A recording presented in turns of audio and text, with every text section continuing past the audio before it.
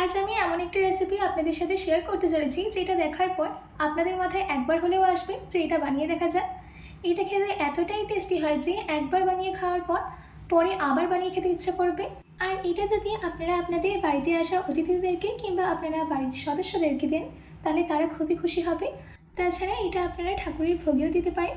তো চলুন বেশি দেরি না করে শুরু করছি আমার আজকের এই ইজি অ্যান্ড টেস্টি রেসিপি। নমস্কার, আমি বিনু, কুক উইথ বিনুতে আপনাদের সবাইকে স্বাগত। এই রেসিপিটা বানানোর জন্য সবার প্রথমে আমি এখানে নিয়েছি 250 গ্রাম গোবিন্দভোগ চাল। আপনারা এখানে গোবিন্দভোগ চালের বদলে আলো চালও নিতে পারেন। এবার এই চালটাকে একটা বোলের মধ্যে ট্রান্সফার করে দিচ্ছি।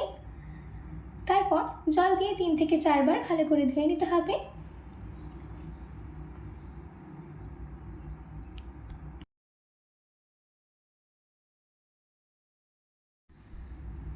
জল পাল্টে পাল্টে চালটাকে ভালো করে ধুয়ে নেওয়া হয়ে গেলে জল দিয়ে চালটাকে 30 মিনিটের জন্য ভিজিয়ে রাখবো। 30 মিনিট পর ফিরে আসছি।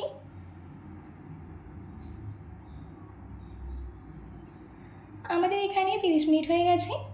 চালটাও কিন্তু অনেকটা সোক হয়েছে। এবার আমি এই জলটাকে চাল থেকে ছেঁকে নিচ্ছি।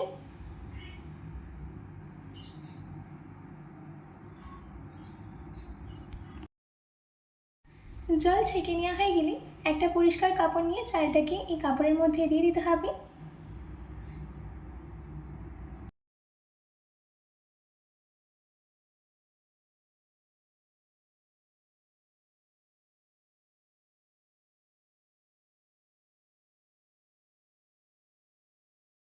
দিয়ে চালটাকে ভালো করে ছড়িয়ে শুকিয়ে নেব। ফ্যানের তলায় রেখে চালটাকে শুকিয়ে নিচ্ছি।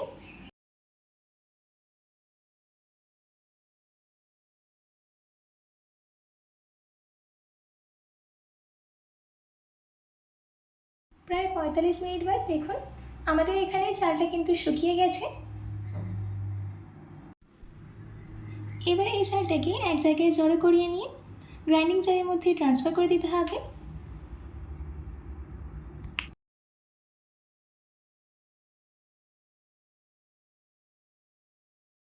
এবার এটা একটা কোর্স পাউডার রেডি করে নেব। ফাইন পাউডার কিন্তু একদমই রেডি করবেন না। দেখুন আমাদের এখানে পাউডারটা কিন্তু রেডি হয়ে গেছে। ফাইন পাউডার কিন্তু আমরা রেডি করে নিই।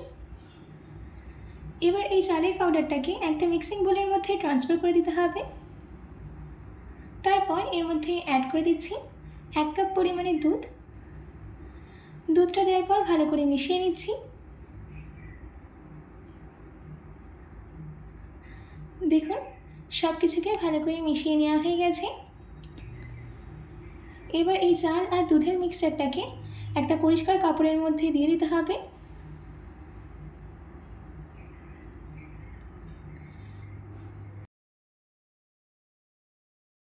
দিয়ে কাপড়ের 4টে সাইড ভালো করে মুড়ে নিচ্ছি।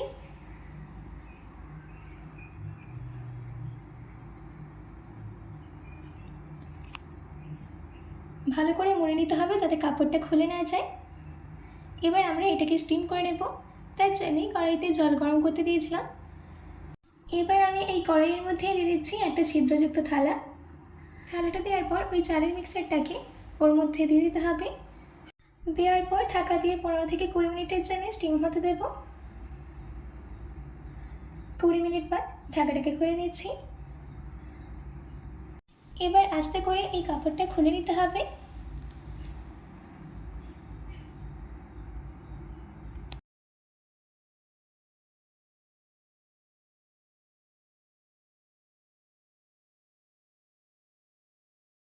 কাপড়টা খুলে নেওয়ার পর এই স্টিম করে রাখা চালটাকে আমি একটা বোলের মধ্যে ট্রান্সফার করে নিয়েছি। এবার একটা চামচের সাহায্যে এটাকে সম্পূর্ণ ভেঙে নেব। দেখুন আমাদের এখানে চালটাকে ভেঙে নেওয়া হয়ে গেছে। এবার চলে যাচ্ছি আমাদের নেক্সট প্রসেসে। কড়াইয়ের মধ্যে দিয়ে দিচ্ছি 1 চামচ পরিমাণে ঘি। ঘিটা সম্পূর্ণ গরম হয়ে গেলে দিয়ে দিতে হবে কিছুটা ড্রাই ফ্রুটস। আমি এখানে ড্রাই ফ্রুটসের মধ্যে নিয়েছি আমন্ড, কাজু আর কিশমিশ। এবার এই ড্রাই ফ্রুটসগুলোকে 1 মিনিটের জন্য ভেজে নেব।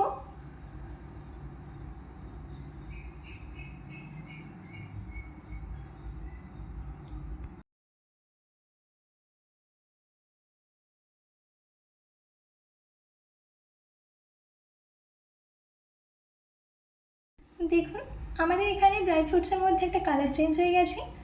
এবার আমি এই স্টেজে এর মধ্যে অ্যাড করে দিচ্ছি 1 কাপ কোরানো নারকেল। নারকেলটা দেওয়ার পর আরও 1 মিনিটের জন্য ভেজে নেব।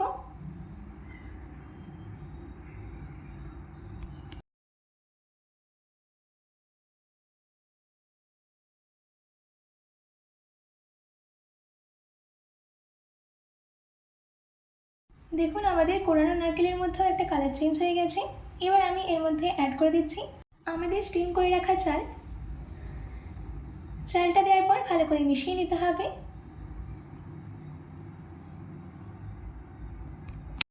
এই রেসিপিটা আমি যেইভাবে বানাচ্ছি আপনারা একবার হলেও বানিয়ে দেখুন, কথা দিচ্ছি দারুণ টেস্টি খেতে হবে।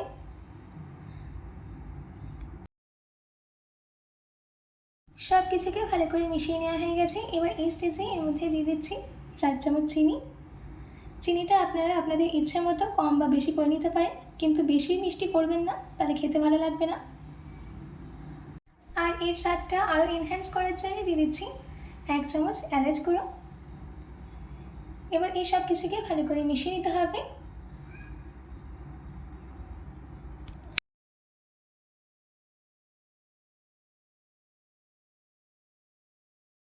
এবার এর মধ্যে একটা সুন্দর কালার আনার জন্য দিয়ে দিচ্ছি অরেঞ্জ ফুড কালার।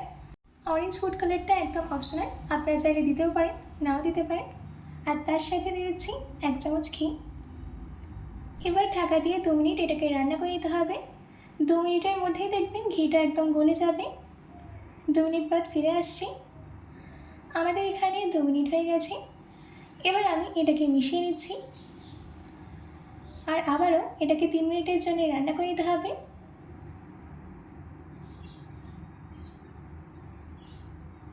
3 মিনিট হয়ে গেছে। এবার আমি এর মধ্যে অ্যাড করে দিচ্ছি স্বাদ মতো নুন। নুনটা দেওয়ার পর ভালো করে মিশিয়ে নিতে হবে।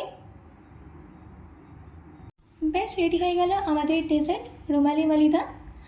আশা করছি আমার আজকের এই ডেজার্টের রেসিপি আপনাদের খুবই ভালো লেগেছে। বাড়িতে এটি অবশ্যই ট্রাই করবেন ও কমেন্ট বক্সে কমেন্ট করে জানাতে একদম ভুলবেন না।